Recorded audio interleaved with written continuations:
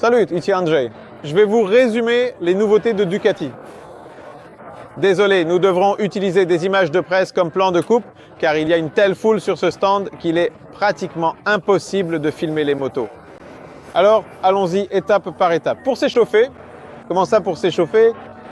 La V4 SP2, c'est-à-dire, vous savez, on prend un roadster qui a déjà beaucoup trop de puissance, on lui met un échappement et là, il a beaucoup trop de puissance pour un usage civil. Ici, on parle de plus de 220 chevaux. On l'équipe d'une suspension haut de gamme, de roues en carbone, d'accessoires en carbone et hop, la moto parfaite pour tous les jours, une machine véritablement exceptionnelle. On peut s'attendre à ce que la SP2, la SP en général, les séries SP, s'enchaînent les unes après les autres et soient intégrées dans d'autres modèles Ducati. Pourquoi? Pour que tu n'aies pas à t'embêter. J'achèterai de tels accessoires, Tu viens financer le meilleur. Prêt? Merci.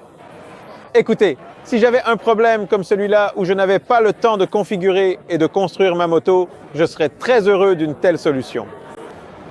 Eh bien, c'est exactement de cela dont je parle. La version SP fait que ces motos deviennent de plus en plus adorables et ces lettres, enfin, elles n'étaient pas vraiment nécessaires, mais elles feront en sorte que le nouveau Monster sera encore plus une arme sur le circuit et en ce qui concerne la génération d'émotions positives sur toutes les sections fermées, ouvertes, en fait sur tous les tronçons d'asphalte possibles. Si vous avez vu mon essai, vous avez vu à quel point cette moto peut être géniale sur un petit circuit. Elle se comporte un peu comme un super motard surdimensionné. Et maintenant, avec une meilleure suspension, parce qu'il y a du E-Lins à l'avant, du E-Lins à l'arrière, on a aussi de meilleurs freins, parce qu'il y a du Brembo Stilma, et l'électronique est configurée différemment. Ça va être tout simplement une explosion d'émotions.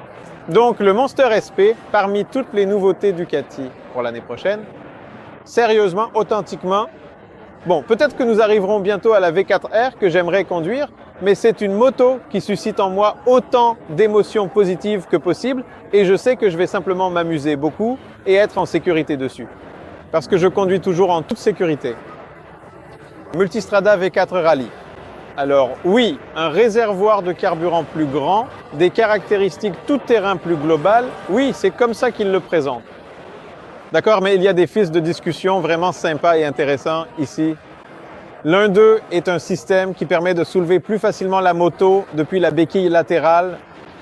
Je ne sais pas comment cela fonctionne, mais d'une certaine manière, l'hydraulique de la suspension semi-active s'ouvre, ce qui rend la moto plus facile à redresser. Probablement qu'elle s'enfonce un peu et en plus, lorsque l'on roule à basse vitesse et que l'on s'arrête, la moto s'abaisse automatiquement. C'est un peu comme ce qu'a fait Harley-Davidson sur la Pan America et il s'avère que c'est une solution géniale pour les personnes qui ne sont pas très grandes. En outre, il y a quelque chose qui peut résoudre un problème brûlant. Les deux cylindres, ceux qui sont orientés vers nous, peuvent être désactivés. Ils se désactivent au ralenti, au point mort, lorsque nous sommes à l'arrêt, mais aussi lors de la conduite lente. À ce moment-là, quand nous n'avons pas besoin de puissance, les cylindres arrière sont désactivés, ils ne chauffent pas, on tourne la poignée, ils se réenclenchent et c'est parti. Bien, je suis très curieux de voir comment cela va fonctionner. Et la moto elle-même, eh bien vous savez, c'est tout simplement une nouvelle version de la Multistrada avec de nouvelles améliorations. Ce sera certainement un nouveau succès pour Ducati. Scrambler, ou plutôt les nouveaux Scramblers, Icon, Night Shift et ainsi de suite. Pourquoi? C'est la norme Euro 5 qui l'a imposée, mais grâce à cela, nous avons une moto rafraîchie, de nouveaux compteurs, un écran TFT, une meilleure électronique, un moteur amélioré et il n'y a plus qu'à s'en réjouir. Je me demande comment cela va influencer l'histoire du Scrambler à l'avenir, car le Ducati Scrambler a vraiment été un énorme succès. Ensuite, le sujet s'est un peu estompé, et maintenant je vois qu'il y a de nouveau de l'énergie autour de cette sous-marque de Ducati. Je suis ravi de rouler à nouveau, car j'ai aussi beaucoup de bons souvenirs sur ces Scramblers. Là-bas, il y a quelque chose d'important. Et maintenant, une moto qui me fait peur, ce n'est pas que j'ai peur de le conduire, j'ai peur de le juger parce que j'adore le Diavel V2. Le Diavel V2, pour moi, c'est des souvenirs incroyables. C'était l'une des premières motos que j'ai testées après mon déménagement à Varsovie. Des choses étranges, sauvage se passait à l'époque et chaque nouvelle version du Diavel était pour moi une moto exceptionnelle, tant par les sensations de conduite que par l'histoire qui l'accompagnait. Maintenant, nous regardons le Diavel V4 et la question est de savoir si le Diavel V4 a été créé parce que le V4 est vraiment tellement meilleur pour ce type de machine. Est-ce qu'il a été créé parce que Ducati est obligé, à cause des normes d'émission, de fabriquer son cruiser avec un moteur V4? J'espère que l'objectif est de nous offrir des sensations de conduite encore meilleures, car je vois que le X Diavel est toujours au catalogue, c'est-à-dire que la version bicylindre X Diavel n'a pas encore disparu. J'espère qu'il restera le plus longtemps possible. Et ici, le moteur V4 est le même que celui de la Multistrada. 168 chevaux, 126 Nm. Le tout dernier pack électronique, comme on le connaît sur toutes les Ducati haut de gamme, justement comme sur la Multistrada, avec navigation intégrée. Ah, je vois, c'est une chouette démo qui est activée. Et puis sur les vidéos, sur les photos, je regardais cette moto et je me disais, bon, je vais pouvoir m'en moquer un peu parce qu'elle a un phare avant. Non, je ne veux pas citer d'autres marques parce que je ne veux offenser personne. Je voulais me moquer de cette moto. Je voulais m'en moquer un peu, dire qu'elle est exagérée, mais en vrai, cette musculature est quand même impressionnante. 4 échappements ici. Eh bien, la Diavel reste une Diavel. Quand il s'agit de faire un effet waouh, que je la regarde et que je me dis waouh, comment va-t-elle rouler? Certainement de façon très sportive. Est-ce que je vais l'aimer autant que la V2? Eh bien, je ne sais pas. Ça va être une tâche plus difficile. Ce que je remarque tout de suite, c'est vraiment ce dont je me plaignais toujours sur la V2, à savoir que ces compteurs étaient un peu...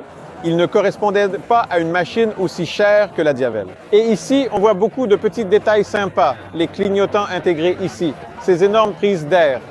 Eh bien, ça promet d'être intéressant. J'ai hâte de faire les essais. J'aimerais dire que cette moto n'est pas ma préférée. Parce que, vous savez, c'est comme ça. Je dis toujours que j'aime les motos peu puissantes. Je ne suis pas fan des motos exagérées, trop puissantes, mais quand même, tu te tiens à côté de la nouvelle Panigale P4R et tu as envie de la conduire. Une moto qui, selon eux, peut atteindre 240 chevaux. Le mot « selon eux » est assez crucial, car ces 240 chevaux ne sont atteints que lorsqu'un système d'échappement de course est utilisé. Le régime monte jusqu'à 16 500 tours, mais cela ne se produit pas sur chaque rapport et il faut utiliser une huile de course spéciale Shell qui réduit la friction et permet de gagner encore quelques chevaux. Même avec l'échappement d'origine, sans échappement spécial, on atteint quand même des valeurs de l'ordre de 236-237 chevaux, ce qui est tout simplement fou.